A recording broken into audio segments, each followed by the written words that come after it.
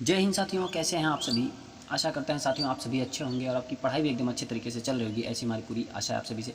साथियों आज का जो टॉपिक होने वाला है वो झारखंड पुलिस कांस्टेबल का जो पेपर नंबर 2 होता है, जिसमें हिंदी के 50 प्रश्न पूछे जाते हैं, उसी का प्रैक्टिस सेट नंबर 79 है साथियों। इसके पहले आप लोगों के लिए 78 प्रैक्टिस सेट ऑलरेडी प्रोवाइड करवाई जा चुकी है, तो आप लोग अपना अपना लेवल जाके वीडियो देख के चेक कर सकते हैं। तो चलिए वीडियो को स्टार्ट करते हैं साथियों। पहला प्रश्न है, दिए गए शब्द का विलोम चुनें। विलोम बताना है। लघु का विलोम क्या होगा? मान होगा, सौम्य होगा, दाता होगा या फिर गुरु होगा। तो क्या होगा साथियों आपका सही जवाब? तो लघु का जो विलोम होगा साथियों वो होगा गुरु। ठीक है। और भी जो 3 ऑप्शन हैं उनके हम विलोम शब्द जानते हैं साथियों। महान का जो होता है वो शुद्र होता है, ठीक है। और सौम्य का उग्र होता है, दाता का गृहता, याचक और भिखारी होता है। तो ये विलोम याद रखिएगा। अगला प्रश्न है साथियों, निम्नलिखित में से कौन सा शब्द मस्तक का पर्यायवाची है? लाल, ललाट, लालिमा या फिर ललाई। तो मस्तक का पर्यायवाची बताना है। तो साथियों मस्तक का जो पर्यायवाची होगा वो है ललाट। ठीक है। मस्तक के जो पर्यायवाची शब्द हैं वो ललाट है, भाल है, माथा है, पेशानी है आदि है। ठीक है। अग्रज का सही विलोम होता है, अनुज होता है, लघु होता है, छोटा या सूक्ष्म होता है। तो क्या होता है अग्रज का विलोम साथियों? तो अग्रज का जो शब्द विलोम शब्द होगा साथियों वो होता है अनुज। ठीक है। अग्रज शब्द का सही विलोम अनुज होता है। छोटा बड़ा का विलोम है, जबकि लघु शब्द का विलोम दीर्घ या फिर गुरु तथा सूक्ष्म शब्द का विलोम विराट होता है। ठीक है। अगला प्रश्न है, निम्न में से कौन सा वाक्य वर्तमान काल का है? मानव पढ़ता है, मोहन गया, सीता सो रही थी, वह जाएगा। तो वर्तमान काल का उदाहरण आपको बताना है। तो साथियों मानव पढ़ता है यह जो है वर्तमान काल का उदाहरण है। मोहन गया ये भूतकाल का है। सीता सो रही थी ये भी पूर्ण भूत का उदाहरण है। वह जाएगा भविष्य काल का उदाहरण है। ठीक है। काल कितने प्रकार के होते हैं साथियों? काल जो होते हैं वो 3 प्रकार के होते हैं, वर्तमान काल, भूतकाल और भविष्य काल। याद रखिएगा और सारे टाइप याद रखिएगा आप लोग। वाक्य वर्तमान काल का है, मानव पढ़ता है। क्रिया के जिस रूप से यह पता चले कि काम अभी हो रहा है उसे वर्तमान काल कहते हैं साथियों। ठीक है। अगला प्रश्न है, जल, प्राण, पुत्र इनमें से किस शब्द के अनेकार्थी हैं? तत्व, सार, जीवन, औषधि। तो जल, प्राण और पुत्र इन 4 ऑप्शन में से किस शब्द के अनेकार्थी हैं साथियों? तो जीवन। ठीक है, जीवन के अनेकार्थी हैं। जल, प्राण तथा पुत्र शब्द जीवन के अनेकार्थी हैं। अगला प्रश्न है साथियों, निम्न में प्रश्नवाचक चिन्ह कौन सा है? ये है या फिर ये है या फिर ये है या फिर ये है। इन चारों ऑप्शन के विराम चिन्ह के जो नाम हैं उनको हम बताएंगे और कितने विराम चिन्ह हैं उनको भी बताएंगे साथियों। तो बताइए क्या होगा सही जवाब आपका? प्रश्नवाचक चिन्ह। तो साथियों आपका जो सही जवाब होगा वो है ऑप्शन नंबर ए, प्रश्नवाचक चिन्ह है। अब आप ऑप्शन नंबर बी पे ध्यान दीजिए कि ऑप्शन नंबर बी जो है चिन्ह इसका नाम क्या है। तो साथियों इसका जो नाम है वो विस्मयादि चिन्ह है। ठीक है। और ऑप्शन नंबर सी पे जाइए, इसको क्या कहते हैं? तो साथियों इसे कहते हैं अल्प विराम। ठीक है। ऑप्शन नंबर डी पे जाइए, इसे क्या कहते हैं? इस चिन्ह का क्या नाम है? तो इस चिन्ह का जो नाम है साथियों वो है अर्ध विराम। अर्ध विराम। आइए यहाँ पे सारा डिटेल आपको दिखाते हैं। विराम चिन्ह के जो भेद होते हैं साथियों वो कामता प्रसाद गुरु ने विराम चिन्ह 20 बताए हैं और ये हैं इस प्रकार। देखिए, अल्प विराम, अर्ध विराम, पूर्ण विराम, प्रश्न चिन्ह, आश्चर्य चिन्ह या विस्मयादि चिन्ह, निर्देशक चिन्ह जिसे डैश भी कहते हैं, संयोजक चिन्ह, समासिक चिन्ह, ठीक है, डैश को ही कहते हैं, कोष्टक, अवतरण चिन्ह या उद्धरण चिन्ह बोल सकते हैं।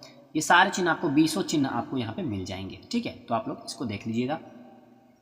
सभी राज्य सरकारों को भेजा जाने वाला सरकारी पत्र कहलाता है, क्या कहलाता है? अनुस्मारक कहलाता है, अधिसूचना कहलाता है, परिपत्र कहलाता है या फिर कार्यालय आदेश कहलाता है।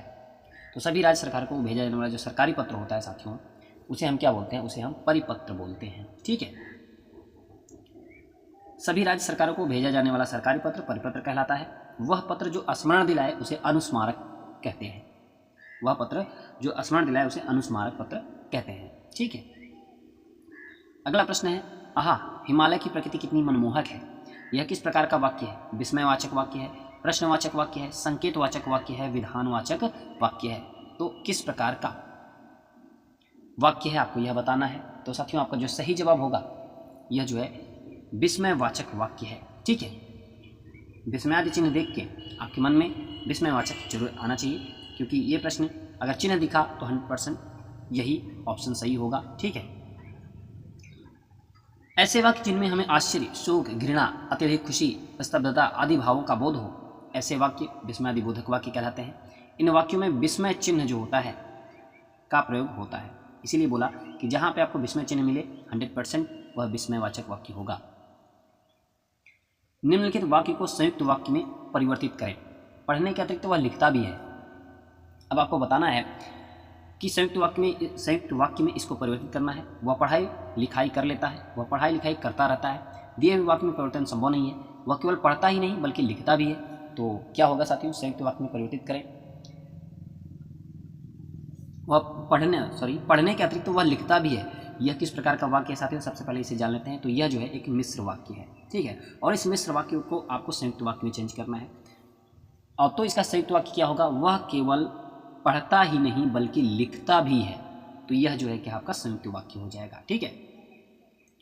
पढ़ने के अतिरिक्त वह लिखता भी है, मिश्र वाक्य है साथियों। और जिसका संयुक्त वाक्य होगा वह केवल पढ़ता ही नहीं बल्कि लिखता भी है।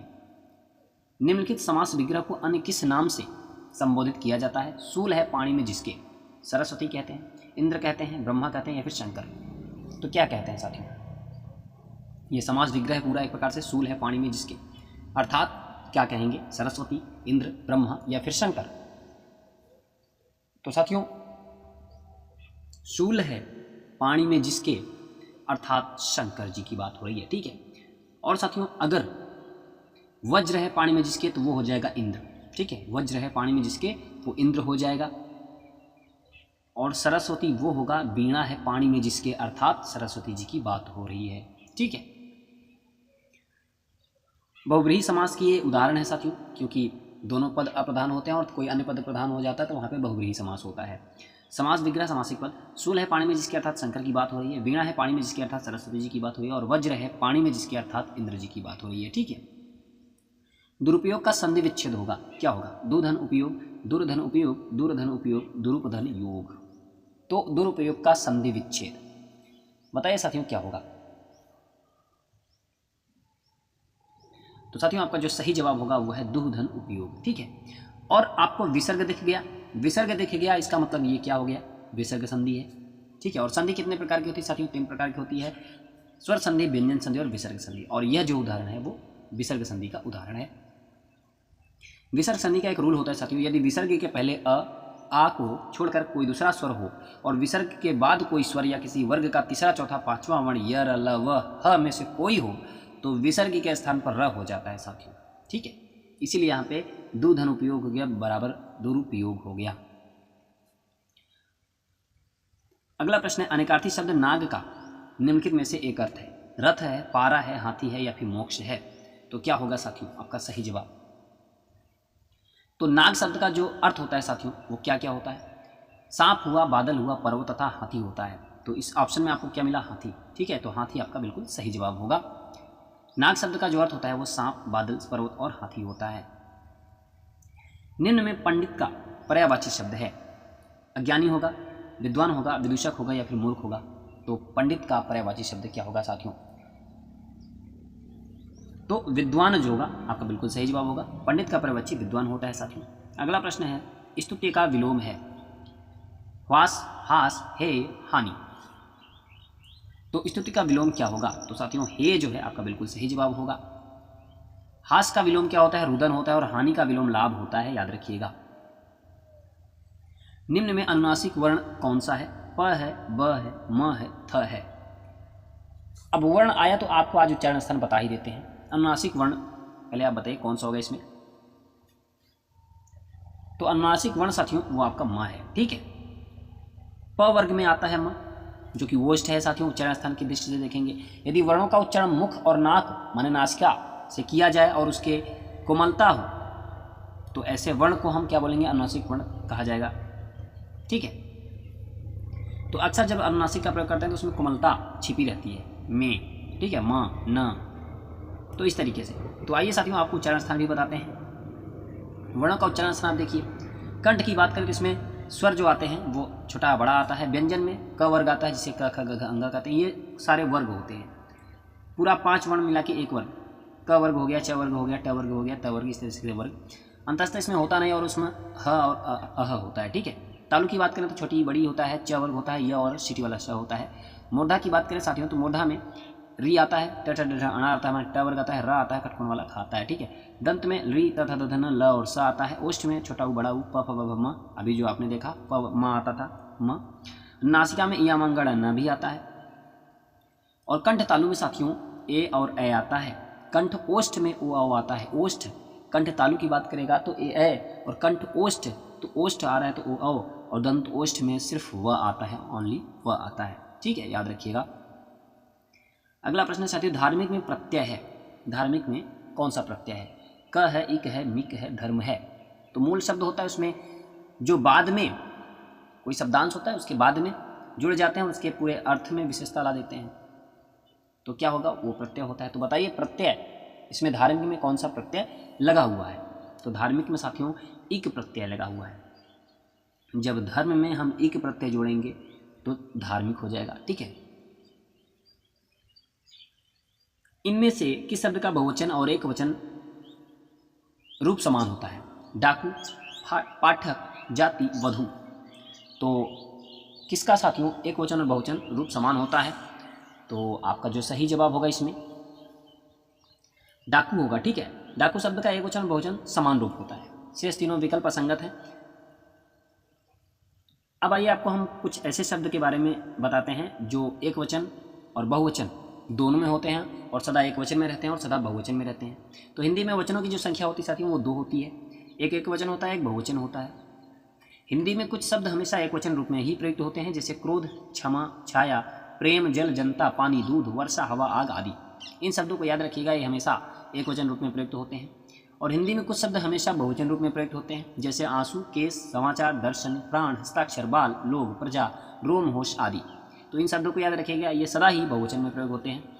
और हिंदी में कुछ शब्दों के बहुवचन बनाने के लिए मूल शब्दों के साथ वर्ग, वृद्ध, गण, लोग, जन आदि समूहवाची शब्द जोड़ दिए जाते हैं, जिससे वो बहुवचन बन जाएं।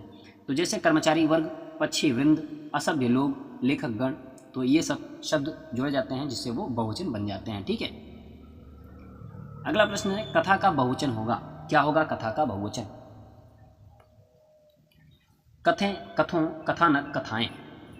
तो कथा का जो बहुवचन होगा साथियों वो होगा कथाएं, ठीक है। मेरी लड़की कौन है, वाक्य में कौन सा कारक है? कारक बताना है। नीचे दिए गए विकल्पों में से सही विकल्प की पहचान कीजिए। संबंध कारक है, अधिकरण कारक है, संप्रदान कारक है, कर्ता कारक है। आशा करते हैं कारक आप सभी को अच्छे ढंग से आता होगा। कारक की संख्या होती है 8, माने भेद जो होते हैं कारक के वो 8 होते हैं। कौन कौन से होते हैं, उसकी विभक्ति क्या होती है, आज इसके बारे में बात करेंगे अभी जस्ट नीचे। तो इसका जो सही जवाब होगा साथियों मेरी लड़की, रा रे री ना नैनी, तो इस संबंध कारक का उदाहरण हो जाएगा, ठीक है। साथियों कारक जो होता है वो संज्ञा या सर्वनाम के जिस रूप से उसका सीधा संबंध क्रिया के साथ ज्ञात हो वही कारक कहलाता है। और इनकी जो भेद होती है माने संख्या होती है वो 8 होती है, एक तरफ कारक एक तरफ विभक्ति। आप कर्ता कारक की जो विभक्ति होती है हमने जिसे हम पार्श्विक भी कहते हैं, चिन्ह भी कहते हैं, जिसे हम पहचानते हैं। कर्म को करण से या द्वारा लिखा रहेगा। संप्रदान को के लिए हेतु निर्मित वास्ते अपादान से अलगाव के रूप में प्रयोग होता है। और संबंध का के की रा रेरी नानेनी होता है। अधिकरण में पर के ऊपर पर के भीतर संबोधन हे, अरे, हो आदि, ठीक है। तो इन परसर्ग या विभक्ति चिन्ह से हम पता कर पाते हैं कि कौन सा कारक होगा। तो मेरी लड़की कौन है वाक्य में संबंध कारक है। संबंध कारक का विभक्ति चिन्ह काके की रारेरी होता है। मेरी में आप देखिए तो री है ना, मेरी री, तो यहाँ पे क्या हो जाएगा, संबंध कारक हो जाएगा। अगला प्रश्न है साथियों आपका गद्यांश से रिलेटेड। तो पहले आप गद्यांश को ध्यानपूर्वक पढ़िए, उसके बाद हम प्रश्न की ओर चलेंगे। तो चलिए गद्यांश को पढ़ते हैं, उसके बाद आप लोग अपने से प्रश्न का उत्तर देने का प्रयास करिएगा। अशोक मौर्य राजाओं में सबसे प्रसिद्ध था। उसने कलिंग को जीतने का संकल्प किया और उसे अपने साम्राज्य में शामिल करना चाहा। कलिंग पर हमला हुआ और उसे जीत लिया गया, परंतु जब अशोक ने घायल और मरते हुए सिपाहियों को तथा युद्ध से उत्पन्न स्त्रियों और बच्चों के क्लेश को देखा तो वह स्वयं दुखी हुआ। उसने निश्चय किया कि अब कभी वह युद्ध नहीं करेगा, इसके बदले वह लोगों को समझाएगा कि वे शांतिपूर्वक रहें। उसके शासनकाल में कलिंग मौर्य राज्य में शामिल होने के बाद अगले 30 वर्षों तक कोई युद्ध नहीं हुआ। भारतीय इतिहास में पहली बार लगभग सारा देश एक शासक के अधीन हुआ। तो साथियों आशा करते हैं आप सभी को गद्यांश समझ में आएगा। अगर गद्यांश एक बार में समझ नहीं आता तो आप थोड़ा सा वीडियो को पीछे करिए, गद्यांश को फिर से पढ़िए, उसके बाद आप आंसर करने का प्रयास करिएगा। तो चलिए हम प्रश्न की ओर बढ़ते हैं। प्रश्न है साथियों, अशोक वंश के राजा थे, मौर्य, चालुक्य, होयसल या फिर चोल। तो क्या होगा साथियों आपका सही जवाब? तो सबसे पहली ही लाइन में अशोक मौर्य राजाओं में सबसे प्रसिद्ध था, सबसे पहली लाइन लिखी थी, तो मौर्य जो है आपका बिल्कुल सही जवाब होगा। युद्ध के बाद अशोक दुखी हुआ, कौन से युद्ध के बाद? पानीपत, कलिंग, तालीकोटा या फिर मेवाड़। तो युद्ध के बाद अशोक दुखी हुआ, तो कौन सा युद्ध था? क्यों? कलिंग का युद्ध। ठीक है। जीत का विलोम शब्द होगा, जीत का विलोम क्या होगा? अजीत होगा, अवजीत होगा, हार होगा या फिर जिताई होगा। तो जीत का जो विलोम शब्द होगा साथियों वो होता है हार। जीत गए तो हार, जस्ट उल्टा। अगला प्रश्न है साथियों अलंकार से संबंधित। नवल सुंदर श्याम शरीर की सजल नीरद सी कल क्रांति थी में कौन सा अलंकार है? उपमा है, रूपक है, श्लेष है या उत्प्रेक्षा है? थोड़ा सा समय देते हैं, आप लोग सोच के बताइए कौन सा अलंकार होगा।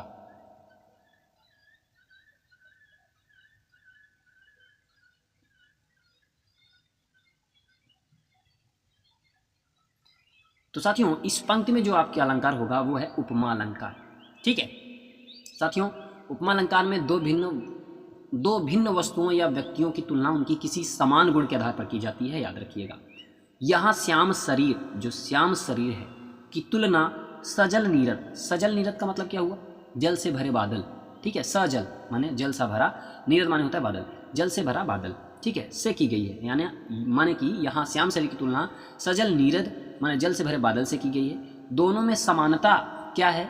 यह है कि दोनों ही सुंदर, यहाँ पे क्या है? नवल सुंदर और कल क्रांति थी। दोनों में समानता यह है कि दोनों ही सुंदर और कांतिमान है। और सी शब्द जो है साथियों, सी शब्द सबसे बड़ी बात, सी शब्द समानता को दर्शा रहा है, इसलिए इस पंक्ति में साथियों उपमा अलंकार हो जाएगा। ठीक है। अगला प्रश्न है साथियों शेष महेश गणेश दिनेश सुरेशहु जाहि निरंतर गावे, इस पंक्ति में अलंकार है, कौन सा अलंकार है इस पंक्ति में? तो साथियों इस पंक्ति में जो है वो अनुप्रास अलंकार होगा। अनुप्रास अलंकार आप सभी को पता होगा। अनुप्रास अलंकार वहाँ होता है जहाँ वर्णों की आवृत्ति से वाक्य में सौंदर्य उत्पन्न होता है, अर्थात जब किसी वर्ण या वर्ण समूह को एक से अधिक बार दोहराया जाता है तो वहीं पे अनुप्रास अलंकार होता है साथियों। यहाँ पे साथियों देखिए यहाँ स वर्ण की आवृत्ति कई बार हुई है, शेष, महेश, गणेश, दिनेश, सुरेशहु, इसमें स की आवृत्ति हुई है। तो इस आवृत्ति ने पंक्ति में एक विशेष लय और सौंदर्य पैदा किया है, इसलिए साथियों इस पंक्ति में अनुप्रास अलंकार हो जाएगा। ठीक है। अगला प्रश्न है साथियों फूले कांस सकल महिछाई जनु वर्षा ऋतु प्रकट बुढ़ाई में अलंकार है। अब अगला अलंकार बताइए यहाँ पे कौन सा अलंकार होगा? यमक होगा, श्लेष होगा, रूपक होगा या फिर उत्प्रेक्षा अलंकार होगा? तो साथियों यहाँ पे जो आपका सही जवाब होगा वो है कौन सा? उत्प्रेक्षा अलंकार। साथियों आप लोगों की जानकारी के लिए बता दें कि इस पंक्ति में दो अलंकार होंगे। पहला उत्प्रेक्षा अलंकार होता है, पहले उत्प्रेक्षा अलंकार कैसे होगा उसके बारे में जान लेते हैं। उत्प्रेक्षा अलंकार वहाँ होता है जहाँ उपमेय में उपमान की संभावना या कल्पना की जाती है। यहाँ कास, ये जो कास देख रहे हैं ना, कास क्या होता है? जैसे गाँव में आप अगर होंगे तो कास कुसा जानते होंगे, एक प्रकार की घास होती है कुल मिला के, जो बड़ी बड़ी होती है, लोग उसी से अपने कुटिया मड़ई बनाते हैं। तो यहाँ कास एक प्रकार की घास की तुलना वर्षा ऋतु, ठीक है, वर्षा ऋतु यानी वर्षा ऋतु से की गई है। ऐसा लग रहा है मानो कांस के फूल इतने अधिक फैल गए हैं कि जैसे वर्षा ऋतु स्वयं ही बूढ़ी होकर प्रकट हो गई हो। और जनु शब्द का प्रयोग उत्प्रेक्षा अलंकार को स्पष्ट कर रहा है, क्योंकि यह संभावना या कल्पना को दर्शाता है जनु शब्द। ठीक है, मनु मानो, मनहु जनहु दिखता है ना आपको शब्द में, तो जनु शब्द का प्रयोग उत्प्रेक्षा अलंकार को स्पष्ट कर रहा है, क्योंकि यह संभावना या कल्पना को दर्शाता है। तो आशा करते हैं आप सभी को समझ में आया होगा साथियों। और दूसरा जो अलंकार है इसमें अनुप्रास अलंकार होगा। ठीक है, अनुप्रास अलंकार वहां होता है जहां वर्णों की आवृत्ति से वाक्य में सौंदर्य उत्पन्न होता है। आपने जाना यहां सवर्ण,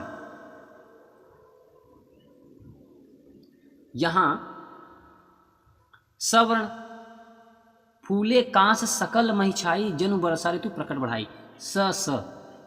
और यहाँ पे क्या हो रहा है? जब उत्प्रेक्षा अलंकार न होता तब आप अनुप्रास अलंकार देते, लेकिन अनुप्रास अलंकार ऑप्शन में है नहीं, तो उत्प्रेक्षा अलंकार आपका सही जवाब होगा। लेकिन यहाँ पे दो अलंकार होंगे, वो आपको बता दिए, अनुप्रास अलंकार भी होगा।